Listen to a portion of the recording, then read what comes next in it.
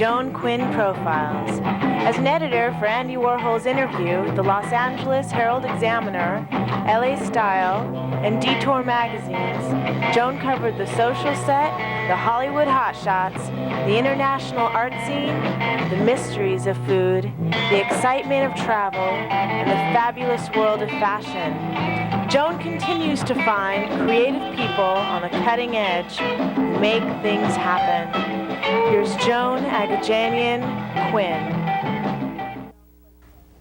Hi, I'm Joan Quinn, and welcome to the Joan Quinn Profiles.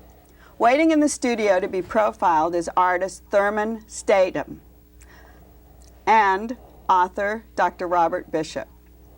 Therman Statom has a master's in sculpture from Pratt Institute, a bachelor's degree of fine arts from Rhode Island School of Design, and he went to Pilchuck Glass School in Stanwood, Washington. Hi, Therman. Hi, how are you? How'd you get to that famous glass school, Pilchuck? Well, at the time I was attending Rhode Island School of Design, and the instructor, Dale Chihuly, is the founder of Pilchuck School.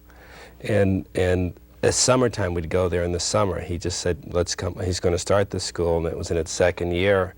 And he asked me to come out, and I came out there to work, and there was a field with a pad of cement, so we had to build the furnaces so we could blow glass. You're kidding, it was that early? It was that early on, yes. And they finished the structure, we built the furnaces, and then we had to build houses, and the school itself was a total sort of package of being out in another part of the world, and in the Seattle area in the tree forest, and it's a very beautiful place. And at the time, Dale had a lot of different artists coming there. Dale Chihuly was teaching at RISD. That's correct. But also lives in Seattle, That's as correct. I understand. So he built this school, more or less? Yes, more or less so. And I worked there a whole summer. I think that was in 1972, when I primarily blew glass. And the school is oriented towards glass blowing as a craft. Do you have to be a teacher or a student, an artist, or can you be a collector? Who can go there? Well, the classes, they function differently now than they did then. At that time, not many people knew about the school, so it was mostly students. Now it fluctuates by class. Some classes are more open. I'm teaching there this year. I tend to like the more varied type students in it. The last time I taught, I had a housewife, I've had graduate students, and that were very serious. I've had people that have never worked in glass before. And so you can be a collector. You can be, I think there's an age limit of 14. Really? Yeah, I mean a minimum age of 14, and you can be another artist doing it. At one point I was thinking of taking a class myself. You don't have to build houses or schoolrooms anymore. No, you don't. It's pretty well. It's a cross between a Club Med and a school now because of the facilities that they do have. But it is the only school that specializes in glass, which from my work you can tell is a primary material that I use. Have you always been interested in glass, or was it just because you went to Pilchuck that got you into the glass field? I primarily worked with ceramics, and I've noticed that I have a strong attachment to processes in working that involve fire. I'm not a pyromaniac or anything, but I've noticed that. And when I went to the school, they offered glass blowing, and I took it, and that's how I met Dale, and that's how I first got introduced to the medium. I see. And it was just a required course. But is it dangerous to work with glass? No, I mean it's... People think that glass is dangerous, or it'll break so easily, or... I don't know. I think there seems like there's an imminent danger. Well, I mean, I like recklessness, and I like that imminent fact of danger and to be carried over my work. But as far as the material goes, it's sort of like driving can be dangerous if you're not careful. I taught a class for glass blowing for children, and it was from 9 to 11-year-old kids, and they worked in teams, and they never got hurt. They never got burned, and the adults would always get burned and stuff. And the kids, some of the kids thought I was crazy trying to kill them by getting them involved with a hot glass furnace. But you know, the thing that I appreciated the most about working in glass was the immediacy of it. So you could see what happened and you could work with it. Tell us, Yes. tell us about this, because talking about that fragile kind of on the edge, how are these pieces put together? Well, they're made of industrial sheet glass, and as you can see, they're glass. they're silicone together, which is a flexible material which can give and take. It's you can buy it from your hardware store. And then the parts are shards. They're, you know, a lot of the shards are from glass blowing processes. So you blow the glass and break them into shards, or do you collect them? I collect them. I'd get them out of the trash piles at Pilchuck Glass. Every year I go up to Pilchuck and I go to their dump and I send, you know, UPS arrives with these boxes and they want me to inspect them because they all rattle with full of broken glass. You've broken Yeah, your pieces. that's correct. And some of the objects I make, like this is cut and just it requires I work with little technology, and one of the problems with glass is there is a lot of technology in terms of how to fabricate it and how to blow it, and there's advantages and disadvantages to that, but I've designed my method of working so that I'm not dependent on any real specific facility, even though I do blow glass. So do you kind of like, would you say they're found objects, a lot of your glass? Do you go trashing through the dumps everywhere? I do. I mean, I do a lot, but I also make parts. Like in this particular piece, there's a crystal ball that was made and some of the objects inside. And this I blew, and some of the cane I get from specific other people's shops, oh, too. so you do. So you would say blow something there specifically for your piece. Yeah. And then, yeah. But this has a figure in it, and the figure is not glass. No, it's metal. Oh, it's metal. And how's that juxtaposition and that push like that? Well, I think, and I will use any material to do my work, and depending on what I have available, because I think it's not fair for an artist to not work because they don't have a specific medium. But I do love glass, and I think it's, in terms of color and materials, there's a lot of issues in the crafts that reflect materials and densities and stuff that aren't necessarily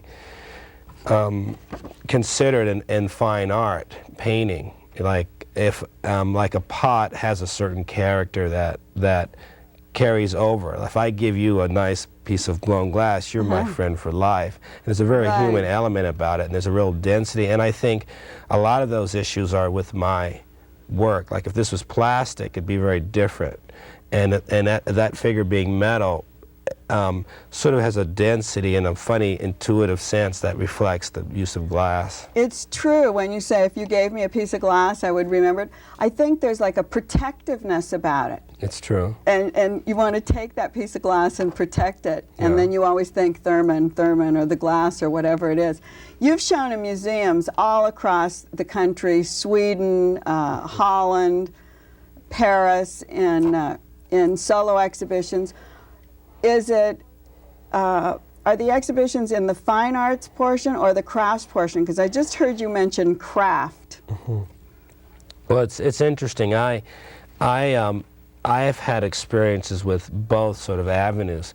The craft field has been my most supportive venue per se, and I think the crafts and how it's being defined is changed a lot in the last 15 years. How is it being defined? or how it functions. Yeah. I think a lot of the artists have used traditional craft media in a more to make objects that don't necessarily function in the traditional way that like a vase would function, or a bowl, or a craft, and they've made objects that are purely non-functional like I do, and really are painting and sculptures.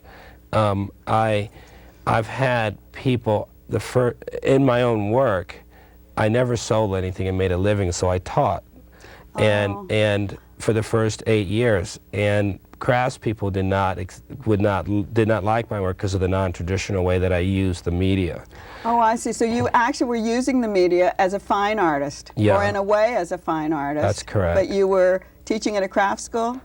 Yeah, I taught it. I knew I'm like a trained glass blower, and in craftsmanship and how I do things is very, very important in terms of skill, if it's messy or if it's not.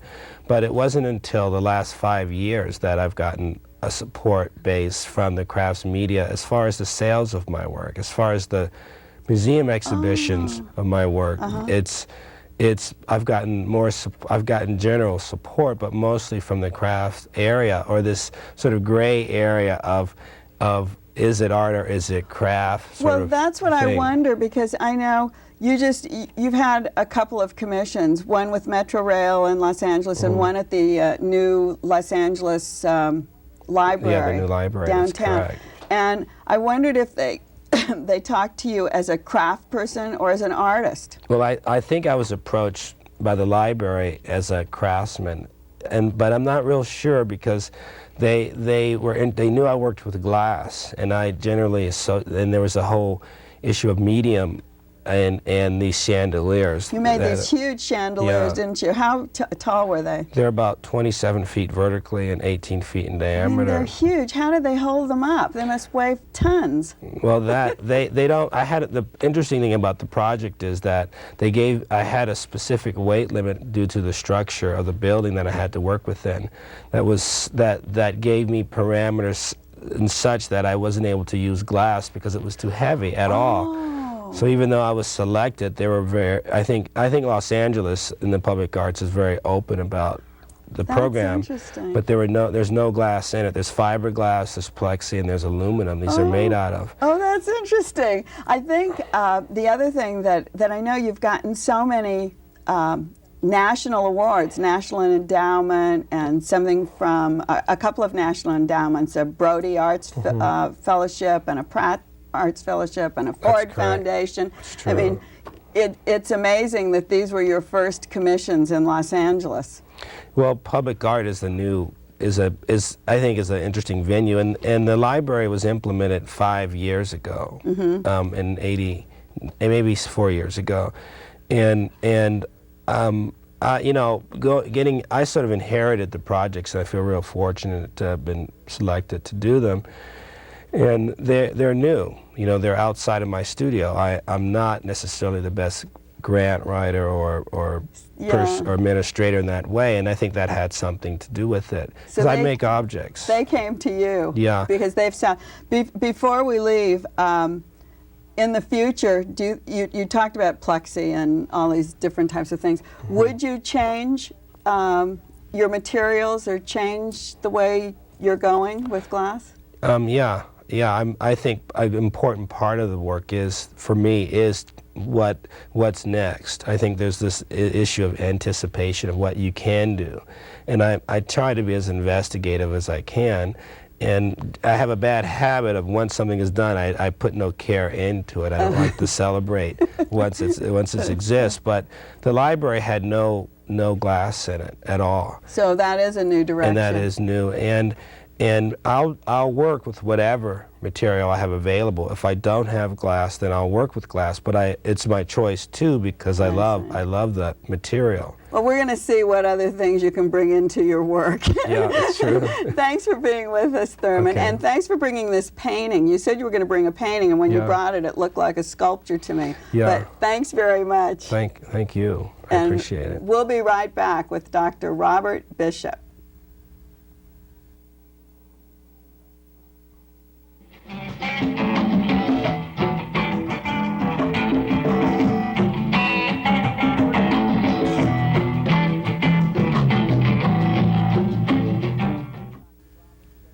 Hi, I'm Joan Quinn, and we're back with Dr. Robert Bishop, the author of Protecting Children from Danger, Building Self-Reliance and Emergency Skills Without Fear. He can help us profile the kind of people who can harm unaware children, and he can tell us what to do in these situations. Bob holds a black belt in martial arts and is a security consultant and educator. Not only does he teach and train children and security professionals, he also teaches bodyguarding.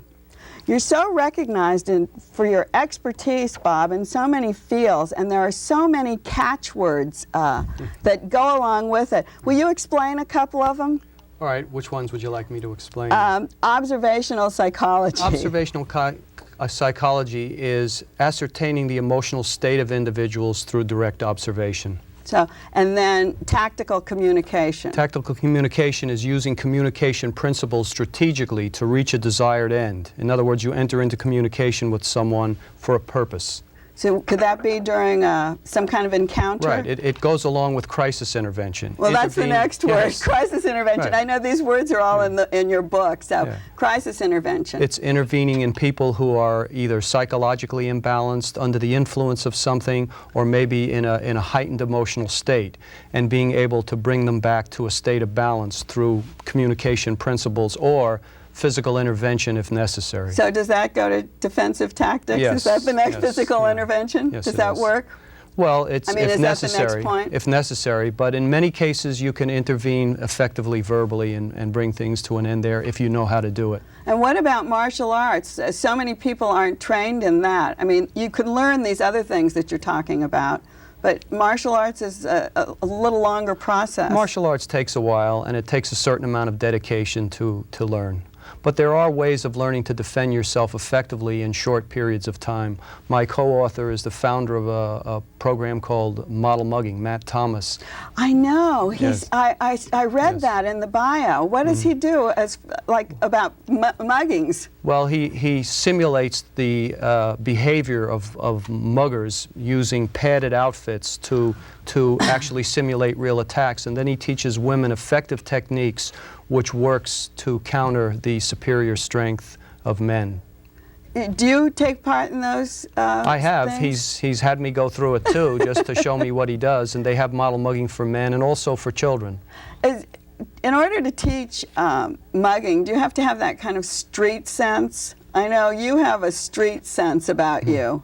Just from Yes. talking to you, I know you do. I don't know where you got it. Well, I grew up in New York City. And that's it? That was your That was my education? education, yeah. Can people kind of learn things off the street? Yes, they can be learned to recognize signs that indicate that something's about to happen. And in fact, that's the most important skill that you can transfer to a bodyguard, is that ability to recognize things before they happen. Because unless that skill is there, all of the protective skills, the use of firearms, the defensive tactics skills, the skillful driving, all the things you see in movies and on television are of naught. They're ineffective. And all of the planning ahead of time simply does not work unless you recognize the signs ahead of time.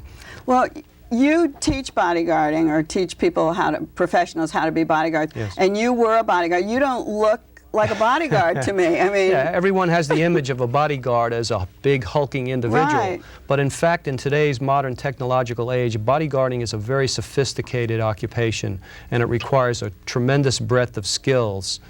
And in the face of lethal force, size is irrelevant.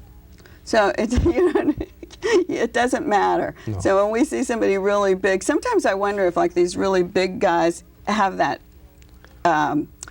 can move as fast as... Well, the main purpose of somebody big and powerful is that they act as an intimidating presence right. that basically keeps people from hassling an individual. If a famous celebrity has a big hulking bodyguard around him, they're less likely to be hassled. But if somebody really means to harm them, that big hulking bodyguard, if he's not trained, is ineffective. I see, I see. The other, I know, problem, you talked about celebrities having problems and people on the street being mugged.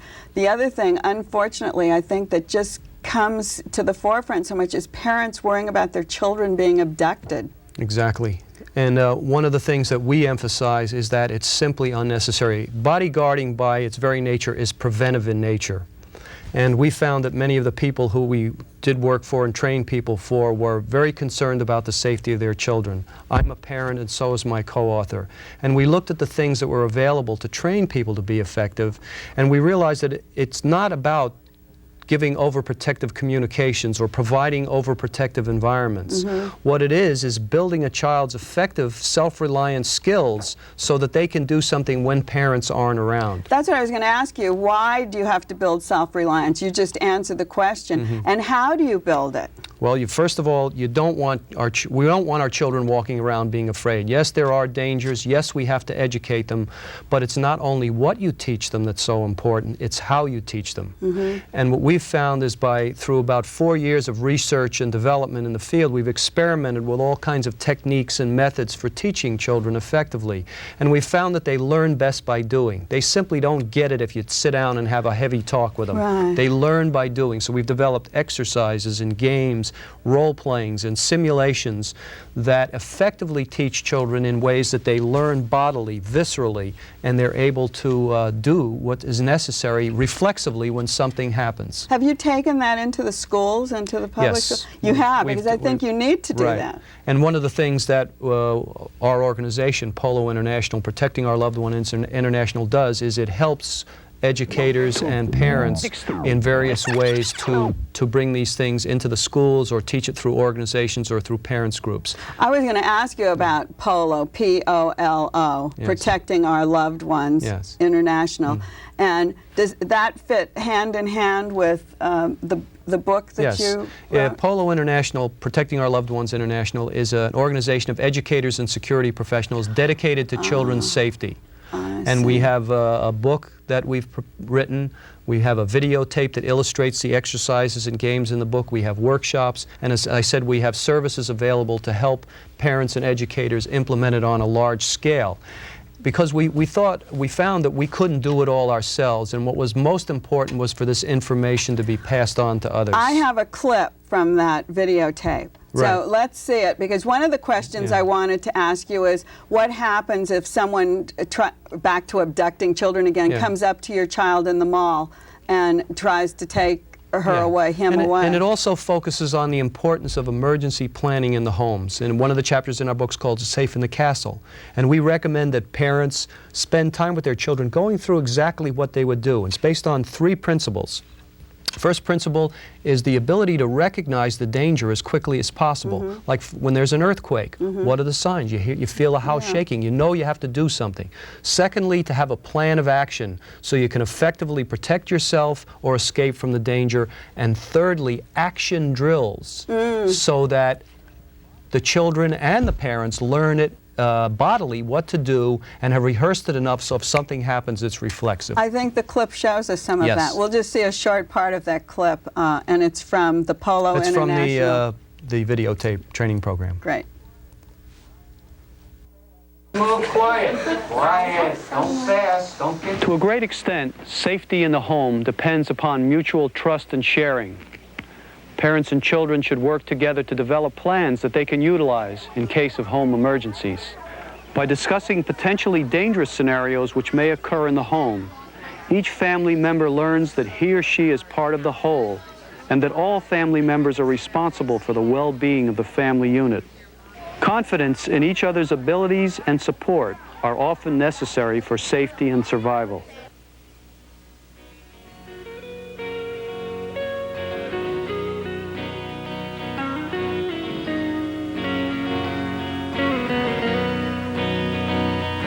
Discuss fire escape routes,